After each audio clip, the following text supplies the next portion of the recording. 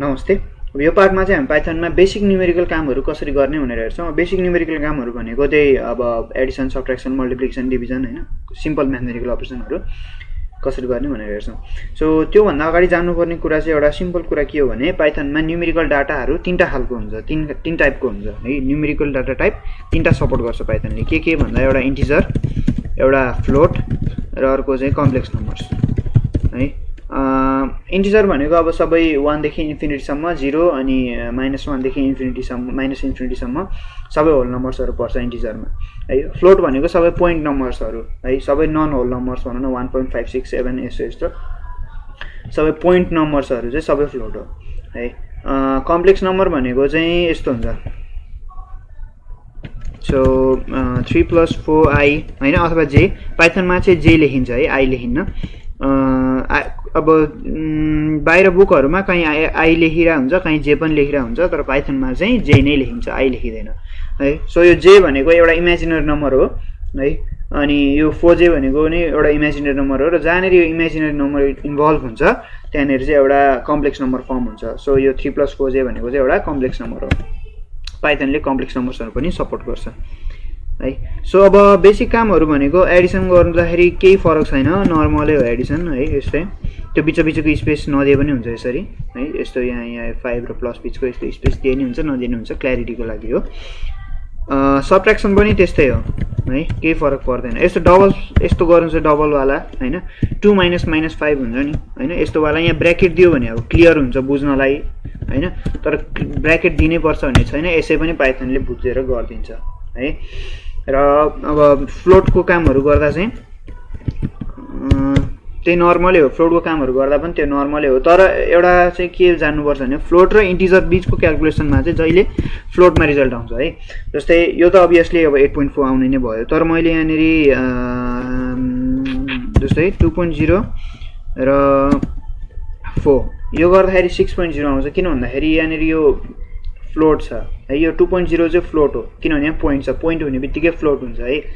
हामीले टाइप हेर्नु मिल्छ, टाइप चेक गर्नु मिल्छ, यो के टाइपको डाटा हो भनेर। जस्तै मैले यहाँ 2 लेखेँ भने यो 2 को चाहिँ यो 2 भन्ने डाटाको टाइप के हो भने यहाँनिर इन्ट लेख्छ, इन्ट भनेको इन्टिजर। सो यो अर्थ के भने यो 2 भन्ने डाटा चाहिँ इन्टिजर हो भनेर बुझिन्छ है। तर मैले यहाँनिर टाइप 2.0 गरेँ भने चाहिँ फ्लोट हो। अब 2 र 2.0 भ्यालुले त एउटै हो, भ्यालु त बराबरै हुन्छ हैन, तर यिनीहरू डाटा टाइप चाहिँ के हो त फरक हो। यो 2 भन्ने इन्टिजर टाइप हो र यो 2.0 भन्ने फ्लोट टाइप हो है। सो यहाँनिर यो 2.0 भन्ने फ्लोट टाइपको हो, 4 चाहिँ इन्टिजर टाइपको हो, र इन्टिजर र फ्लोटको काममा जहिले पनि एन्सर केमा आउँछ त फ्लोटमा आउँछ है। प्लस भयो, एडिसन त्यही हो, नर्मल, सब्ट्र्याक्सन, डिभिजन भयो। अब मल्टिप्लिकेसन यस्तो हुन्छ, यस्तो है। अब फ्लोटवाला गर्ने हो भने यस्तो है, एस्ट्रिकले गर्छ, यसरी एस्ट्रिकले। अर्को भनेको अब डिभिजनमा चाहिँ यस्तो, डिभिजन चाहिँ स्ल्यासले गर्छ हैन। तर बुझ्नुपर्ने कुरा एउटा के हो भने यस्तो नर्मल डिभिजन, यो भनेको एउटा नर्मल डिभिजन हो। 4/2 एन्सर 2 आउनुपर्ने तर 2 आउँदैन, 2.0 आउँछ। अघि पनि मैले भने 2 र 2.0 मा फरक हुन्छ है, किनभने यो पोइन्ट हुने बित्तिकै फ्लोट हो। सो यो नर्मल डिभिजनले चाहिँ जहिले पनि फ्लोटमा एन्सर दिन्छ है, जान्नुपर्छ। नर्मल डिभिजनले यो इन्टिजर भयो भने यहाँ 4 पनि इन्टिजर हो, 2 पनि इन्टिजर हो, त्यही पनि 2.0 एन्सर दिन्छ है, फ्लोटमा एन्सर दिन्छ। अब त्यो हटाउनको लागि चाहिँ हामीसँग एउटा इन्टिजर डिभिजन भन्ने छ हैन, जहाँ चाहिँ हामीले इन्टिजर बिचमा जहिले पनि इन्टिजरै रिजल्ट लिनु मिल्छ। जस्तै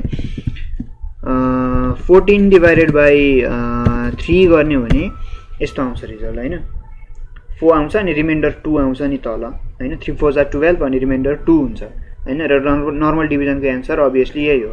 तर हामीलाई यस्तो चाहिँदैन, यो पोइन्ट पछाडिको मलाई केही पनि चाहिँदैन हैन, अथवा यो रिमाइन्डरै नआउने ठाउँमा छ भने पनि यसले 0.0 फोकटमा दिइरा चाहिँ मलाई यस्तो 0.0 पनि चाहिँदैन भने चाहिँ हामीलाई यस्तो एउटा इन्टिजर डिभिजन भन्ने छ है, डबल स्ल्यास। यो डबल स्ल्यासले चाहिँ के गरिदिन्छ त इन्टिजर डिभिजन गरिदिन्छ, जहाँनिर चाहिँ इन्टिजरले डिभाइड गरेछ भने एन्सर इन्टिजरमै दिन्छ र यो कोसेन्ट हुन्छ, रिजल्ट चाहिँ यो कोसेन्ट हो है। यो 3 ले 14 लाई डिभाइड गर्दा कोसेन्टमा 4 अनि रिमाइन्डरमा 2 आउँछ नि हाम्रो हैन। नर्मल डिभिजन गर्दाखेरि 3 4 = 12 अनि 4 कोसेन्टमा गयो अनि त्यसपछि 2 चाहिँ हाम्रो रिमाइन्डरमा आउँछ। सो यो 4 कोसेन्ट दिन्छ। तर यही काम हामीले अब यहाँनिर यस्तो गर्ने हो भने चाहिँ यस्तो भइदिन्छ फेरि है। इन्टिजरै इन्टिजर बिचमा मात्रै यसरी इन्टिजर रिजल्ट दिन्छ। तर कोसेन्ट चाहिँ कोसेन्ट, यसो गर्दा पनि कोसेन्ट चाहिँ कोसेन्टै आयो, फ्लोट र इन्टिजर गर्दा पनि कोसेन्ट चाहिँ कोसेन्टै आयो, तर एन्सर चाहिँ केमा आइदिन्छ त फेरि फ्लोटमै आइदिन्छ है। यो कोसेन्ट चाहिँ कोसेन्टै आयो, खास एन्सर त यो हो हैन, खास हुनुपर्ने एन्सर चाहिँ यो हो। तर यो डिभिजनले जहिले पनि कोसेन्टै रिजल्ट दिन्छ है, यति बुझ्नु पर्यो। यो डबल स्ल्यास डिभिजनले जहिले पनि कोसेन्टै रिजल्ट दिन्छ, तर यहाँ फ्लोट इन्भल्भ हुने बित्तिकै फेरि फ्लोट रिजल्ट दिइहाल्छ है। अब अर्को भनेको लास्ट डिभिजन यस्तो खालको हुन्छ, A14 के गरिदिन्छु, यो खालको। यो भनेको चाहिँ पर्सेन्टेज हो, के अरे मोडुलर डिभिजन पर्सेन्टेजले गर्छ है। मोडुलर डिभिजनले चाहिँ के एन्सर दिन्छ भन्दा रिमाइन्डर एन्सर दिन्छ है। यसमा यो डिभिजनमा चाहिँ रिमाइन्डर के आउँछ त 2 आउँछ नि, त्यही भएर यसले चाहिँ 2 दिन्छ है। यसमा पनि त्यही हो, 14.0 गरेर मैले यहाँनिर 3 गरेँ भने यस्तो आउँछ, किनभने यहाँनिर फ्लोट इन्भल्भ छ, फ्लोट इन्भल्भ भएपछि एन्सर फेरि फ्लोटमा आइहाल्छ है।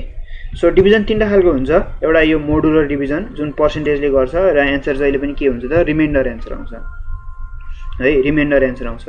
अर्को डिभिजन हुन्छ यो कोसेन्ट एन्सर आउँछ है, जुन चाहिँ हामी इन्टिजर डिभिजन भन्छौँ, इन्टिजर डिभिजनमा चाहिँ कोसेन्ट एन्सर आउँछ है।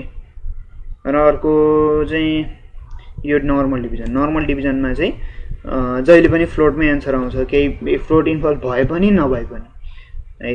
यहाँ मैले 4 र 2 दुइटै इन्टिजर इन्भल्भ गराएको छु, त्यही पनि फ्लोटमै एन्सर आउँछ जहिले पनि।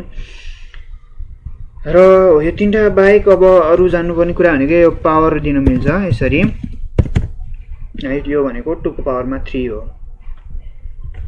है। अर्को भनेको 4 पावरमा यसरी 1/2, यो भनेको रुट दिएको जस्तो हो है, रुट हो। यो 1/2 भनेको 0.5 हुन्छ, यहाँनिर फ्लोट आइसक्यो है, दिस इज फ्लोट। अब यहाँ फ्लोट इन्भल्भ हुने बित्तिकै एन्सर के भयो त फ्लोटमा आयो है। यो भनेको रुट दिएको जस्तो हो नि त, 4 को पावरमा 0.5, यो भनेको त स्क्वायर रुट हो हैन, क्युब रुट भनेको 1/3 हुन्छ। सो पावर चाहिँ यसरी दिनु मिल्छ। सो पावर भयो, मोडुलर डिभिजन भयो, इन्टिजर डिभिजन भयो, नर्मल डिभिजन भयो, अनि एडिसन सब्ट्र्याक्सनहरू भयो। लगभग बेसिक म्याथमेटिकल अपरेसनहरू यिनीहरू नै हो हैन। यसैमा अब प्र्याक्टिस गर्नुहोस् अझै हैन, नेटमा आफू पनि यसो स्टडी गर्नुहोस्। ल यसमा यति नै, नेक्स्ट भिडियोमा चाहिँ हामी सायद स्ट्रिङ गर्छौँ होला। So see you guys in the next video.